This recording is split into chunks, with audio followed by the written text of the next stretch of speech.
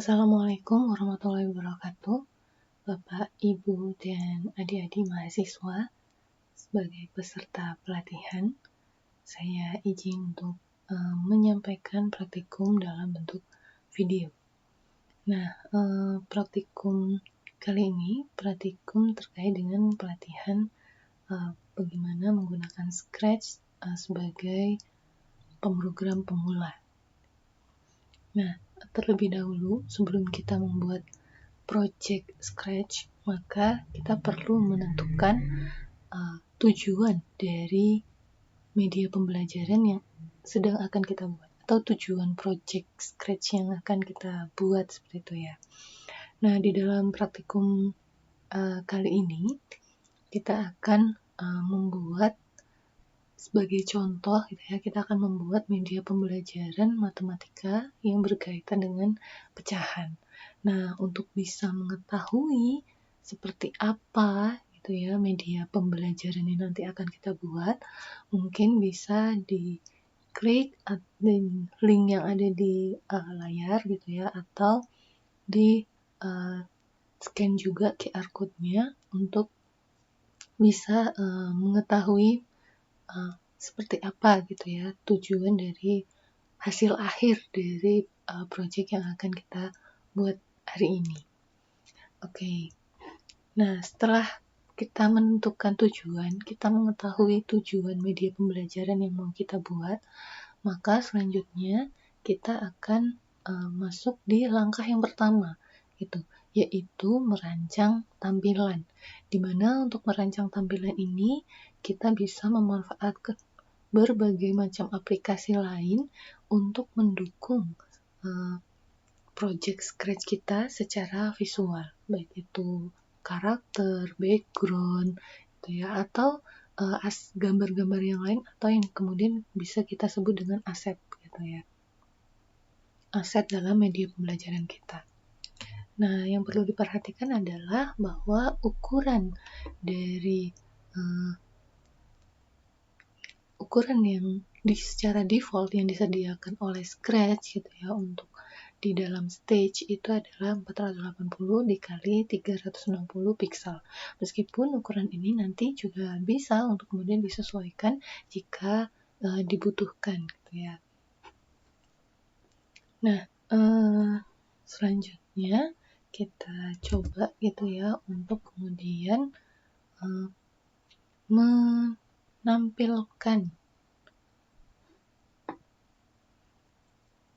membuat bagaimana ketika di Canva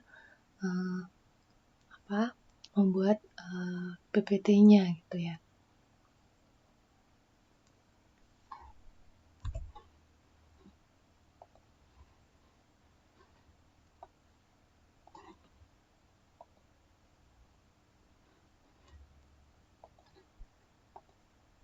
Nah, di sini kita bisa melihat tampilan Canva-nya ya, kita buat.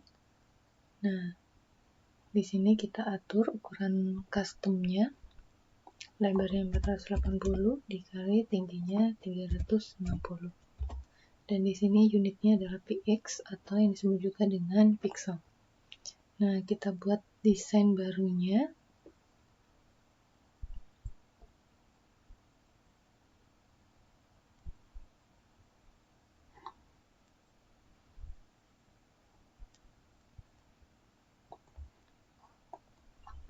Sini kita bisa sesuaikan dengan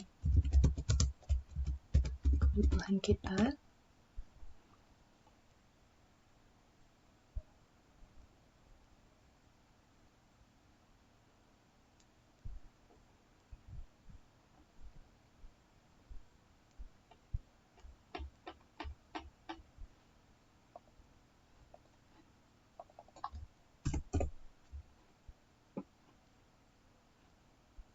Misalnya ini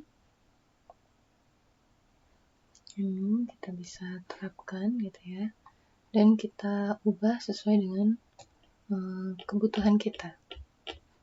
Nah, di sini kita bisa atur seperti apa tampilan awal, tampilan kedua, dan juga tampilan-tampilan selanjutnya yang akan diterapkan di dalam aplikasi Scratch.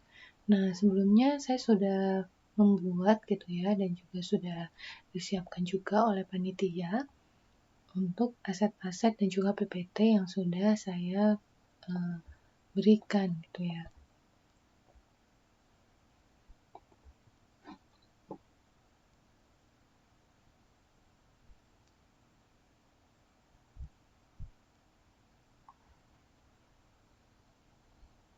Nah,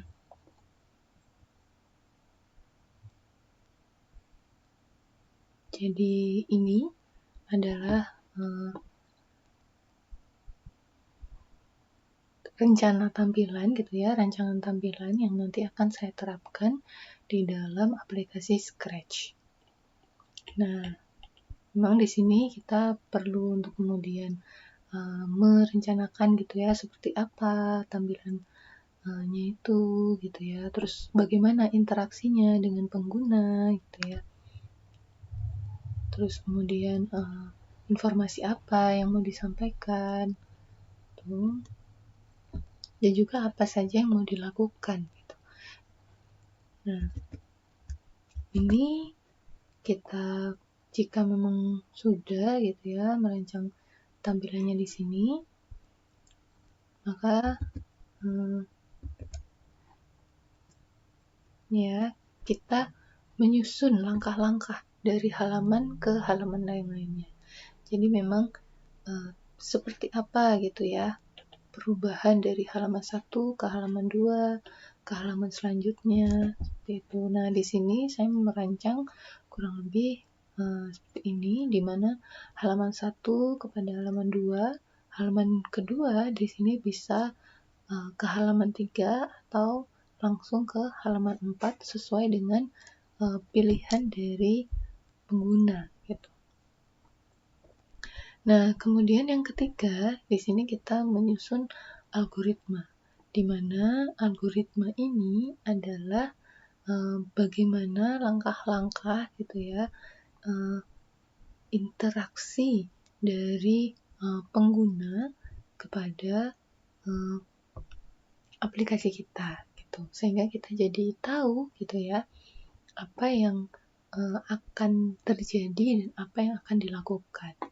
Nah, di sini ketika pengguna pertama kali ada di halaman ketiga, jadi ini adalah pengkondisian awal ya, ketika pengguna itu ada di halaman 3, maka angka pembilang itu adalah angka 1 dan angka penyebutnya itu langsung diberikan sebagai angka 2. Nah, kemudian ketika pengguna klik tombol tambah atau kurang, di sini ya, tambah atau kurang, maka angka pembilang ini akan berubah menjadi angka yang lebih besar gitu ya ketika ditambah, atau menjadi lebih kecil ketika dikurangi.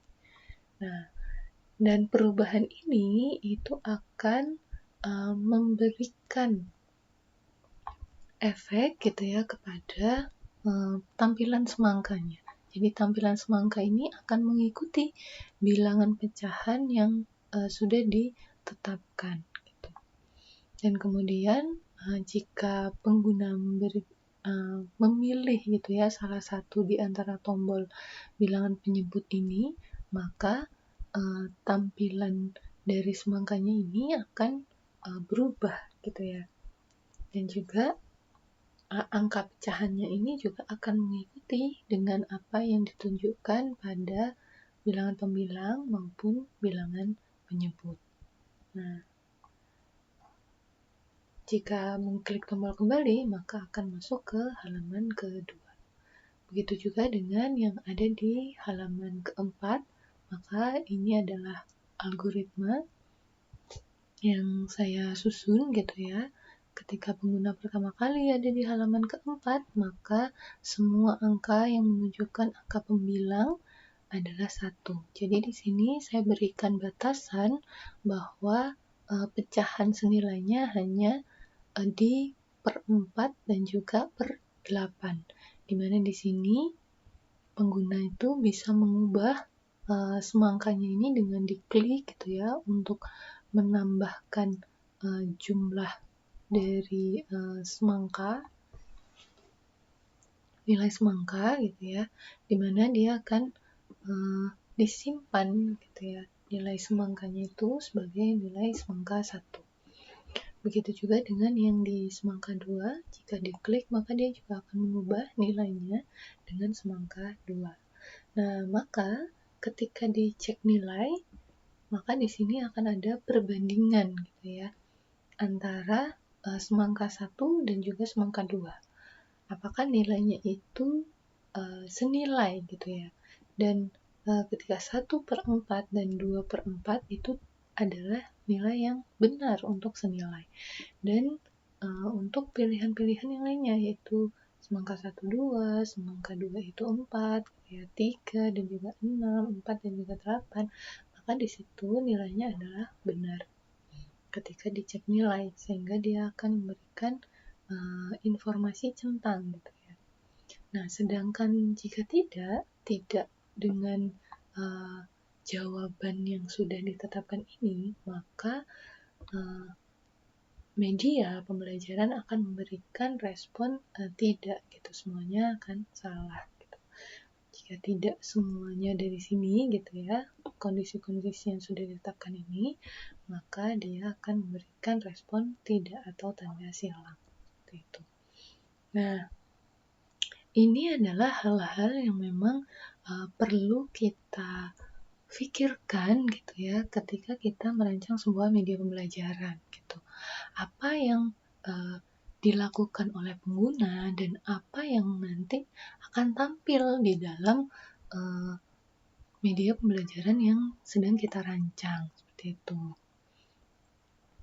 Nah, setelah kita pikirkan gitu ya, dan kita tahu apa yang akan dilakukan dan bagaimana tampilannya nanti, seperti apa, kayak gitu ya.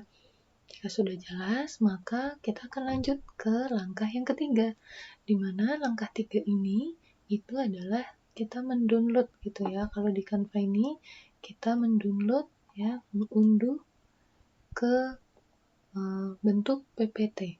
Nah, seperti ini. Nah, maka di sini kita akan mendapati PPT-nya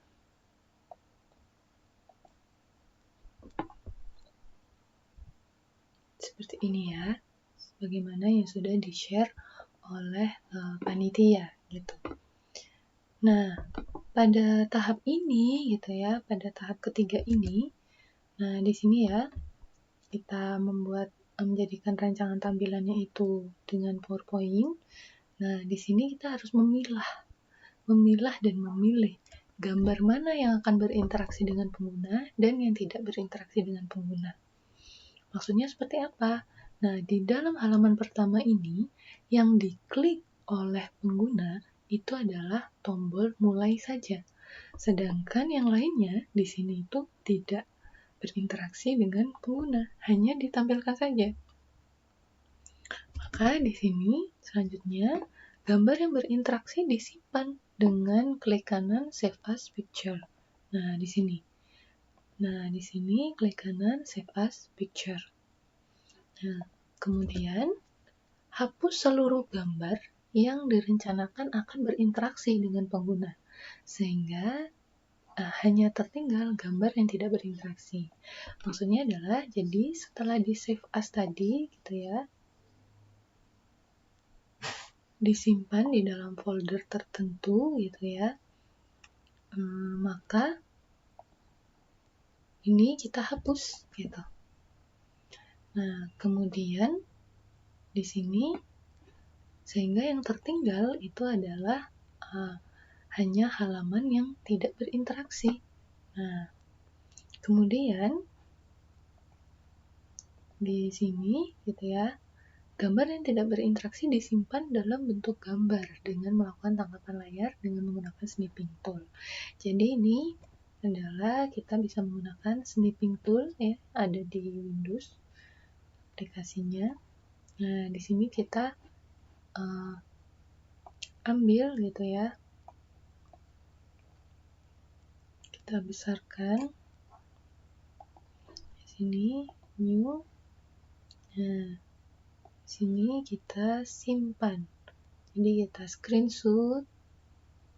Tuh. Nah, di sini kita simpan ke dalam folder untuk kita simpan aset praktikumnya. Dan di sini saya sudah membuat di halaman 1 gitu ya. Dan juga untuk halaman-halaman yang lainnya. Nah, kemudian di halaman kedua, di sini yang berinteraksi itu adalah karakter, terus kemudian tombol ini, dan juga tombol yang kedua ini. Nah, maka setelah disimpan gitu ya, ini ya disimpan, save as picture. Nah, di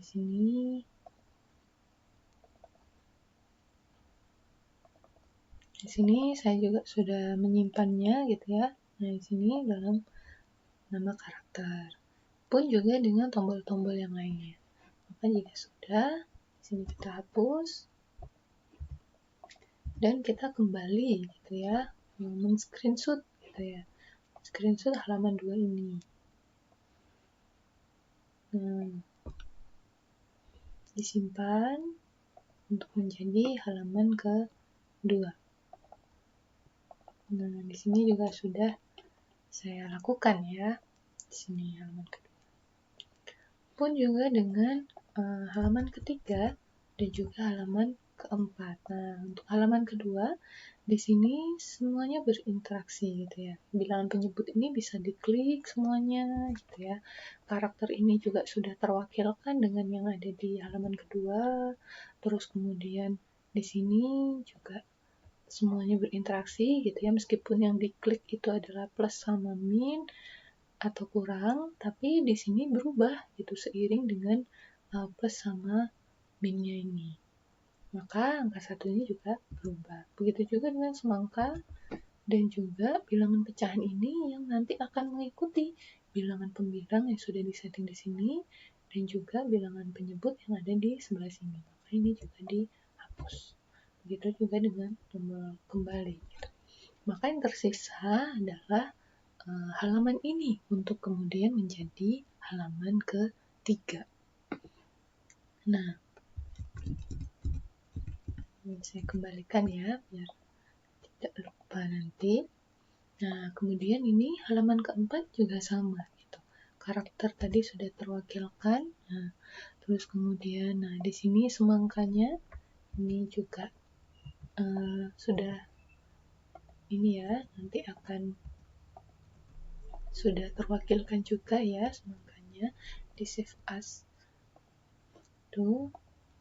Kemudian ini ini juga akan berinteraksi. Nah, ini juga bisa diklik. Nah, per 4 dan per 8 ini tidak berinteraksi dengan pengguna. Dia hanya tetap gitu ya, ditampilkan, tidak berubah sama sekali gitu. Maka dia tetap gitu ya, tidak dihapus gitu. Nah, maka halaman keempat ini tampilannya adalah yang ada di seperti ini gitu. Nah,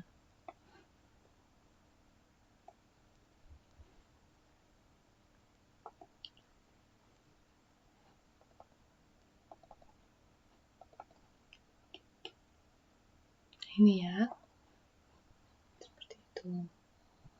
Nah, kemudian setelah kita menyiapkan ya aset-aset yang digunakan gitu ya, sebagaimana yang sudah di-share juga oleh para panitia gitu ya, sehingga di sini sudah ada ya semua aset ini, sehingga kita setelah kita ambil semua aset yang kita butuhkan tadi, yang berinteraksi dan yang tidak berinteraksi gitu ya, maka kita akan melanjutkan ke langkah yang keempat. Nah, di langkah keempat ini akan dijelaskan di video yang selanjutnya.